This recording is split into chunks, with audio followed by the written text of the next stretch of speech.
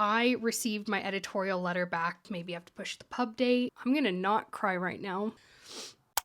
I just got my structural edits back on SP4. On the 20th of January, I turned in the draft for that book. And I was really nervous about it because I'd really struggled during the drafting process, not necessarily with the story, though there are always struggles with the story, but rather because there was a lot of extending of the deadline. I was really nervous because I was like, okay, if it's not good and it needs a lot of work, we're gonna be behind. Maybe I have to push the pub date. I was also nervous just because, like, when you turn anything in, there are things that you're not 100% sure about. And I received my editorial letter back today.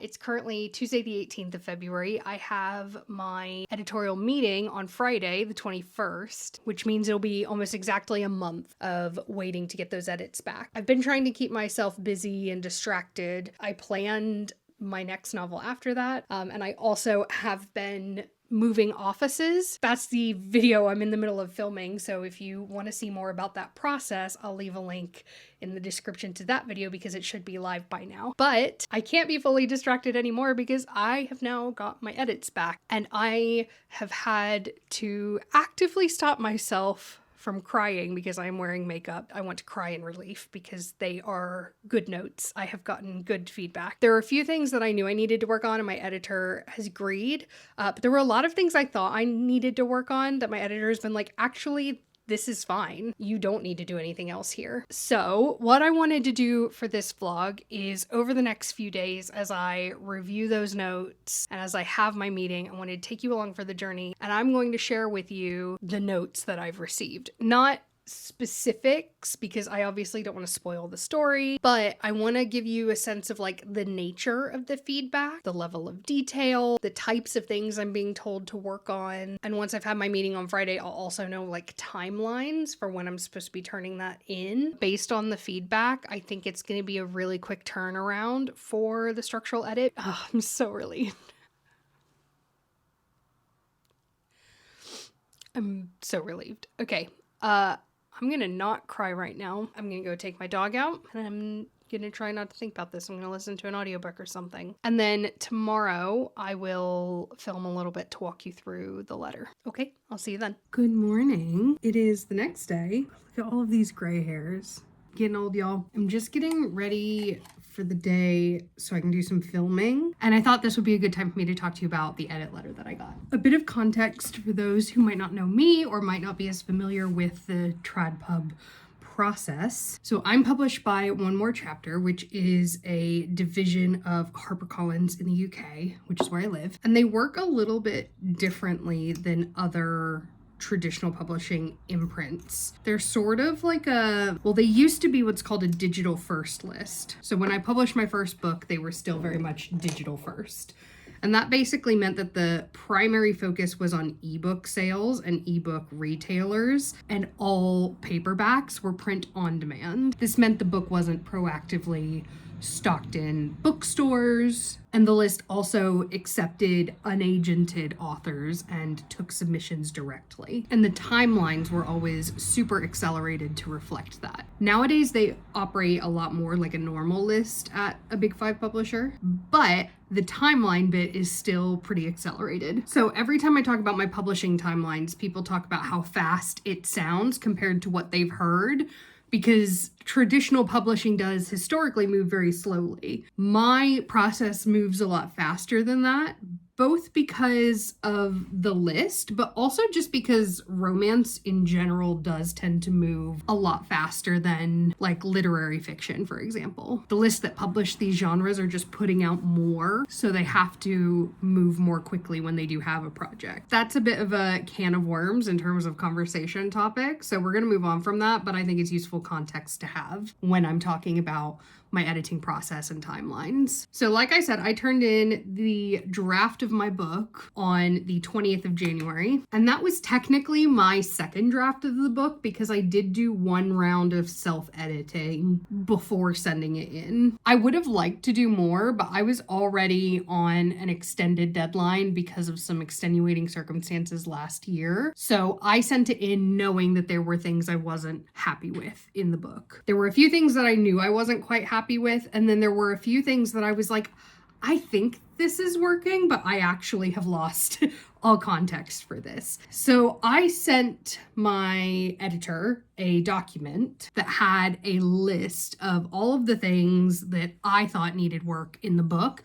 And this just served as a good starting point for her. Because as an editor, when you're looking at a book that you're meant to be providing structural feedback on. So this is the structural edit, meaning this is big picture story stuff, big picture character stuff. I mean, you will get structural edits back that are like, I don't like the love interest. We need to completely rethink the love interest. Or the entire second half of the story makes no sense. Like, I've never had one come back quite like that, but when I worked in publishing, I did see that happen sometimes. So having this list of things that I already know aren't working is useful for my editor in terms of knowing where and how to start that conversation. Because if I'm saying, I think that the chemistry could use work, she can come in and be like, yes, it does. Okay, let's talk about some solutions. Rather than if I thought the chemistry was really popping off and then she came in and was like, what is happening? That would be a much harder conversation. So I sent her that list, and like I said, I'm not going to share the specifics of the story, but I will share with you the nature of those things, because when she sent me the editorial letter, which is just a letter with all of her editorial feedback, it does what it says on the tin. She kind of structured it as her general feedback, then each of the things that I had highlighted, and then she's got 3 or 5 big topics that she's then talked about. My editorial letter is 3,500 words. These are long letters. They're as specific as possible about the feedback without being on page. I don't have a marked up version of the story. I just have this letter, but the feedback within that letter is very specific. She even references at some points oh, on this page you say this, but then it contradicts this. It's very specific, but it is very big picture as well. So I'm going to walk you through the letter so we can talk about what kinds of things I'm getting feedback on. So it's worth noting that her number one concern at the moment is word count, which is interesting because if you watched my writing vlogs, you know that I didn't think that was going to be a problem. You've Got Chainmail's 117,000 words in its published form. And throughout that whole process, I was being told, don't worry about it, don't worry about it, don't worry about it. Because I was worried. So now when I turned in a draft that was 107,000 words that I knew could be tighter, I wasn't worried about it. And so I had a list of things I wanted to add in the next draft, things that I thought needed to be fleshed out more and therefore could do with a few additional scenes. And my editors basically come back and been like, we need to try to get this under 100,000. So actually, if you want to add things in, we need to look at some things that can be cut. I'd started my document with a list of things I wanted to add. A couple of those things were kind of stemming from the same thing, which is this is ultimately a childhood friends to lovers story. And I was worried that we weren't getting enough of the individual protagonists and their families being super integrated. So I was like, we need a scene between this person and this person's mom, and we need a scene between this person and this person's parents. And just basically saying, I feel like we need a lot more to show the integration of these families. And I think that a couple of well-placed scenes would help add that and add a couple of other things that I wanted. My editor, Jenny, her feedback was actually that the integration was pretty well shown in the draft as it is. So she doesn't think I need to add that. I also said that I think we needed another scene regarding my FMC's job. So her working for the family business and really thriving there is a big part of the story. Not a big part of the story. It's obviously secondary to the romance, but it's an important part of the story because for me, I really like when a romance is fully considerate of all of the other elements of a main character's life outside of romance, because it's all integrated, right? When we're dating in real life and we're considering relationships in real life, we're doing it within the context of all of the other things that we have going on. And so I was like, I feel like we need another scene kind of showing this, because at the moment it's all in narrative summary. We're not seeing a ton of, there's only one scene where we're really seeing anything on page of her doing her job. The feedback that I got was we don't need more on page about the job itself, that is kind of coming across the way I want. But what we do probably need, which I hadn't identified, was a little bit more woven into the existing scenes about her motivations. Like, why is this job meaningful to her? Why does she want to be doing it? What is she trying to prove in sort of working for the family business? So specifically, the feedback is, I don't know that we need a whole scene here, so it would suggest simply teasing out a bit more of the issues between her and her dad and how she feels about them, her motivations when it comes to her work and her future goals and dreams in a few more places, particularly in the lead up to the one scene that we do have about it. And then she's expanded on that in a further section that we'll come to. And then the last thing I talked about wanting to add, which she's again told me she doesn't think is needed, is a little bit more between our main couple and other friends within the friend group, because the core friend group is a big part of why You've Got Chainmail and these subsequent books, like what makes them special in my mind, and I've heard from other people. So I didn't want to lose that, and I was worried that we weren't getting enough interaction. And so I was told here that this isn't necessarily needed on page, but that if I want to show the integration a little bit more, just a few passing mentions in narrative summary would more than suffice. Those are all things I wanted to add that apparently I don't need to. I then had a list of things that I felt like I hadn't quite nailed. The first one, I'm not gonna talk a ton about because it's a core part of the story, but I don't want to do I want to talk about it? Okay, one of my main characters, his nan, who he's full-time carer for, has dementia. My mom is a dementia care specialist, and my intention is for her to read the book and kind of contribute hey, you've missed the mark in terms of this is what she would be able to do at this stage. These are behaviors she might be exhibiting at this stage. However, my grandfather, who had dementia, passed away when I was in the middle of writing this book, which was one of the reasons I ended up needing an extension, because it was really hard to write. And that's my mother's father. So I haven't necessarily felt like I could reach out to her and get her to input on that. I certainly couldn't when I was doing this draft. She is going to help me with it now, but I basically said that I'm concerned that I haven't quite nailed the escalation of her condition. And my editor basically has said well, yeah, obviously, make sure it's accurate. My editor's not a specialist on that. But she says, I actually think you've done a brilliant job of showing this and its impact on the character. I would be wary about diving into it in too much more detail as it risks pulling reader focus. Basically, it's evocative enough as it is, and she would advise kind of leaving it at the level that it's at. So I think when I work with my mom on this next iteration, we're going to be looking for accuracy, not for expansion. Sorry, I've just fully stopped doing my makeup and I need to be multitasking right now. I talked about how I think the conflict is a bit repetitive at times, and she has agreed with me there. She thinks that there's maybe one too many back and forths. This is some feedback I've seen in reviews for You've Got Chainmail as well, so I think maybe I'm just a little bit sensitive to it. I, as a person, when I have conflict in my relationships, I don't like to move on from an issue until it's fully quashed. So I tend to err on the side of conflict in my books being a little bit repetitive, because to me it's okay, we're getting incrementally closer to the solution every time. Not always the most interesting to read. And she's basically said, yes, this is an area that we could tighten things a little bit, but she thinks there's one particular instance of it that if we took that out, it would not be too repetitive anymore, which I agree and had been thinking that anyway. There's kind of a big event at the end of the book, and I felt like the lead up to that and the anticipation of it wasn't very strong. And she said, yes, a few more references will definitely help to keep the anticipation rising for readers. Gaming and nerd culture is a big part of the book as well, just like it was in You've Got Chainmail, and I feel like I need to weave that in a little bit more. So it kind of took a backseat in the draft that I was working on, because I know that I can weave that in really confidently in subsequent drafts, because it's, something I'm a part of myself. It doesn't require a lot of additional research on my part. So I basically just said, hey, I know this isn't where it needs to be, but it's fine. I'm not worried about not being able to achieve it. And she said, yeah, that a little bit more of that will be good. And then the last thing that I had flagged as knowing I didn't nail, which she definitely agrees with, is there's a pivotal moment in the coming together of these two characters where one character's motivations and what makes them do a very sudden about face, it's not really understandable on page. And that's because I don't fully understand it myself yet. And I basically said that. I was like, I know this needs to happen. I haven't quite nailed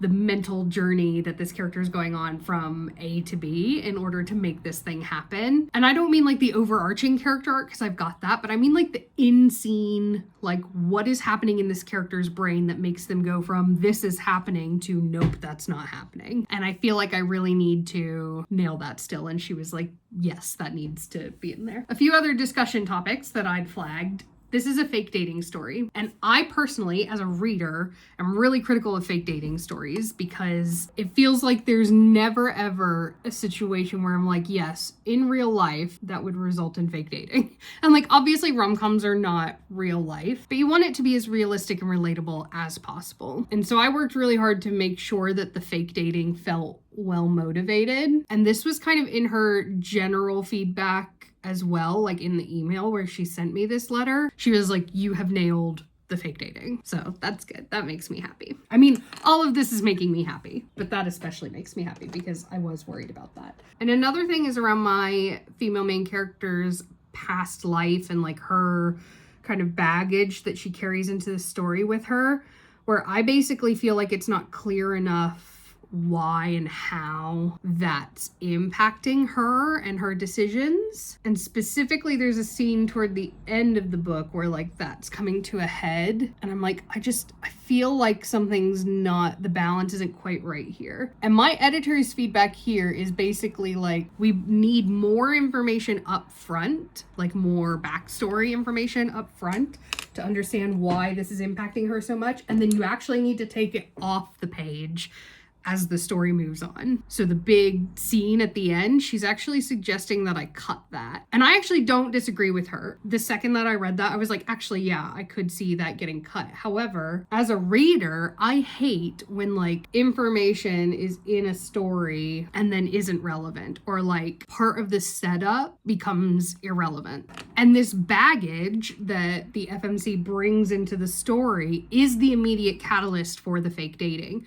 So I'm like, if I take it off page later in the story, is that going to feel like it was just like a deus ex machina for getting these two people together? I think that's how it would feel to me as a reader. So this is something that I need to discuss with my editor on Friday when we have our call. In terms of the word count, like I said, she really wants me to get under 100,000, which I kind of want to ask why when we have our call. Not that I'm challenging it, but I'm always curious to know like what is driving these decisions, especially since they were telling me not to worry about it with You've Got Chainmail. But she's basically said the first like 70 pages of the book, the pacing is a little bit slow, which is interesting because I didn't necessarily feel that when I was doing my read through. So this is obviously why you don't just self-edit stories. Like, even if you're self-publishing, you should be working with an editor, because I would not have picked that up on my own. So she's basically said, especially at the beginning of the story, we need to look at the pacing. We need to look at really tightening things. What can we move to summary? And I knew that. I knew that the story wasn't particularly tight. So I'm not worried about being able to do that. And then, yeah, she seemed really reticent to tell me to cut the scene at the end that I was talking about. Like, there's a lot of wording of like, oh, if I'm being honest, I'm like, no, actually, I'm totally with you, Jenny. Let's cut it. If you saw my planning vlog for SP5, so be a couple videos before this, I'll leave a link in the description. I talked about how for these books within the You've Got Chainmail universe, which is called the Roll for Romance series, they've got these interlude chapters, which is basically these characters' games that they're playing written out as fantasy on the page. They're very short. They're only like 500 to 700 words each. But they're meant to kind of mirror what's happening in the main story and give you like another lens through which to get to know the characters. So because of that, I don't like to write or even really plan in great detail those scenes until the main story is finalized. Mostly because the placement of these scenes and the number of them really depends on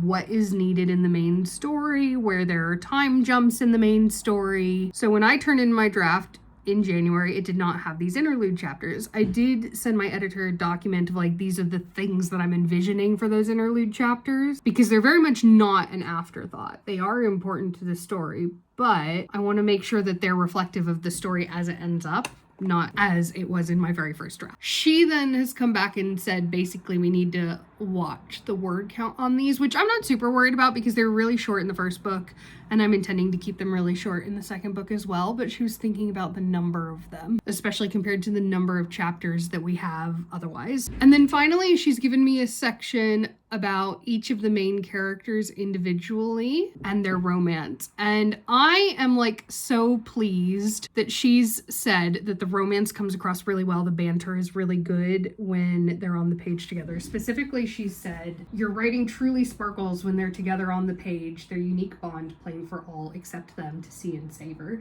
You've built the connection, attraction, and desire between them in such a believable, organic way. That was a big point of concern for me. Not like necessarily when I turned in the draft. I think I was happy with it by the time I turned in the draft, but just because I knew that when these two characters appeared together in You've Got Chainmail, it is like the funniest part of that book. I think they're just hilarious together. They just had really good chemistry together in that book, which is why they've gotten their own book. But also, I was worried about like living up to that because it's easy to do that for like a scene. It's a lot harder to do that for a whole book, especially when we're seeing inside these people's heads because they're not just pithy side characters at that point. And so for her to say that she thought that the romance between them was really sparkling, that means a lot to me. In terms of their individual work, with Amy, the biggest thing is around what are her hopes and dreams and her motivations, both for like her work life and for the backstory that we were talking about. For the male main character, it's really just the motivation within that one crucial scene. And then that was the end of the feedback. The fact that she's saying that a lot of the things I was worried there wasn't enough of are actually coming across fine in the story was really, really good to hear. And unexpected, obviously. You know, you never say, like, I think this is wrong with the story, expecting someone to disagree with you. So I feel really positive about it. There's nothing that she said that I disagree with. I think that I'm less concerned than she is about the interlude chapters, but I think we just need to talk that through and, like, be on the same page about word count expectations. Hopefully that's been interesting to kind of see that, but yeah, I'm really relieved about the feedback. I'm looking forward to my call on Friday. Obviously, we've got the stuff in the letter to discuss, but I also have a few other things that I've been thinking about that I want to bring up, like the balance of spicy scenes in the book, how much setup for the next book we want to do and what that might look like. So what I'm going to do is probably tomorrow, Thursday, I'm going to sit down and just make a list of all the things I want to talk through so that I don't forget anything on Friday. Okay, so it is Thursday. It's about 12:30. I had to run some errands this morning, but I'm back. And I have 3 things I need to do today, including prep for my meeting tomorrow. The first thing I need to do is I actually also have a doctor's appointment tomorrow right before my edits meeting, and I need to prepare some notes for that. I'm going to be asking for a couple of referrals, and I find that it's always easier to get those on the NHS if you come armed with information and proof. So I've been sort of documenting some symptoms over the last couple of months, so I need to just like collate that data. The second thing I need to do, I need to prepare for my edits meeting, which is basically I need to read through the feedback again, and then I need to just prepare some talking points. I have a few non-editorial things I want to talk to my editor about, so some promotion things, a deal announcement, things like that, cover art, stuff like that. I've also got some things I want to add to the list, like I said before, things that I've been thinking about since having turned it in that I want to talk about that are sort of editorial for SP4. And then the last thing I need to do is I need to do some session prep for a D&D session I'm running over the weekend. I'm not going to have a lot of time over the weekend to prep for it, even though it's on Sunday, because we've got a full day on Saturday of family stuff going on. That's what we're going to do today. So I'm going to start with the doctor stuff, then we'll move on to the edits.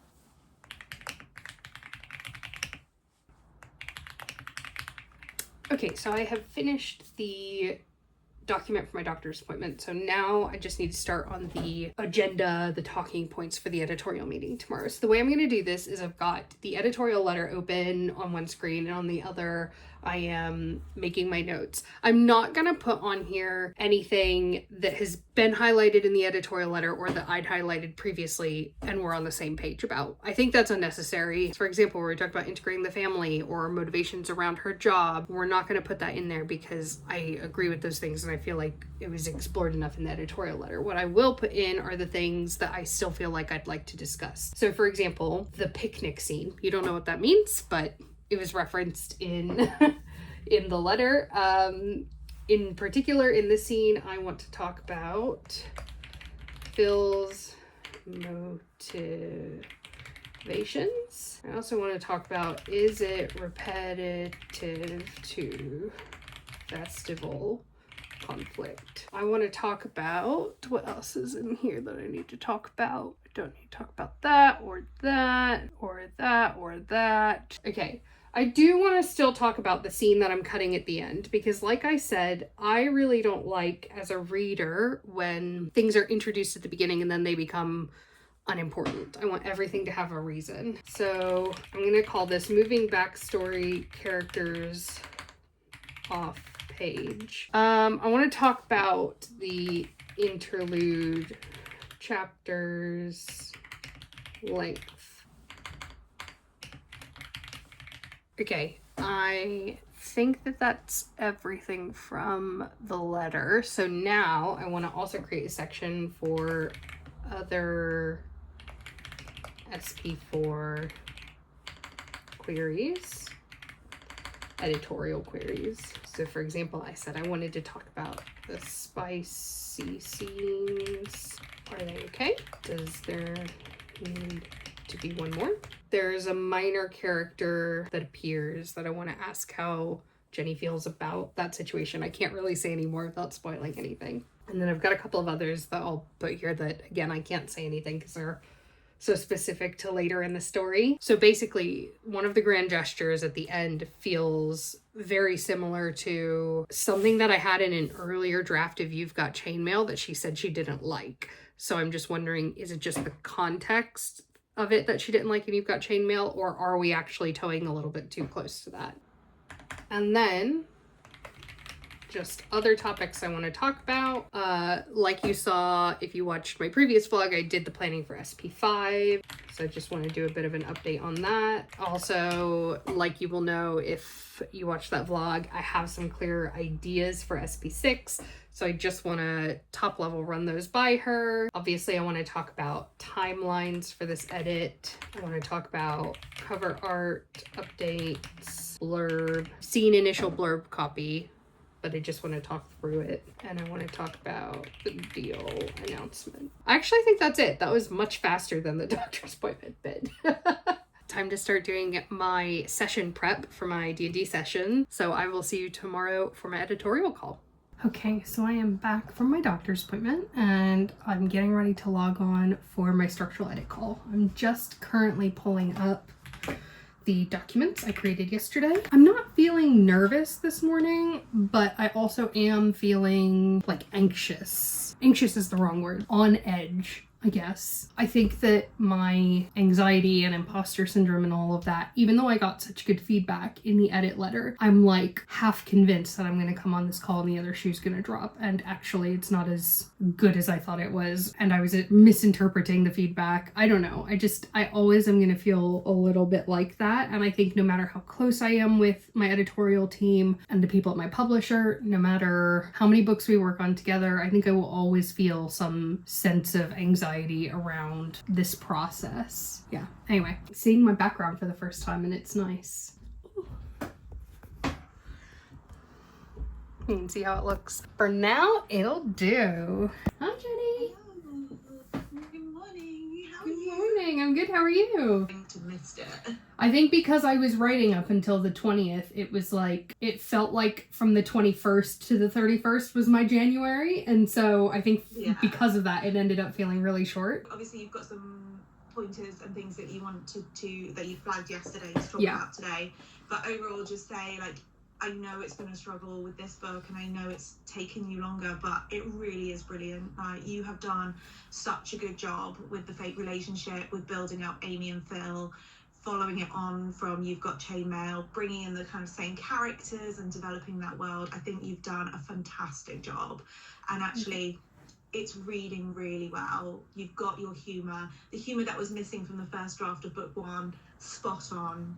Good. And I think, as you said, when you'd started writing this one, because that world had already, you'd set it up in book one, actually it felt easier and it felt like you were coming to it much better. And also just balancing up some really some deeper themes, you know, with Ethel and dementia and kind of Phil's caretaker role, how that works alongside this budding romance.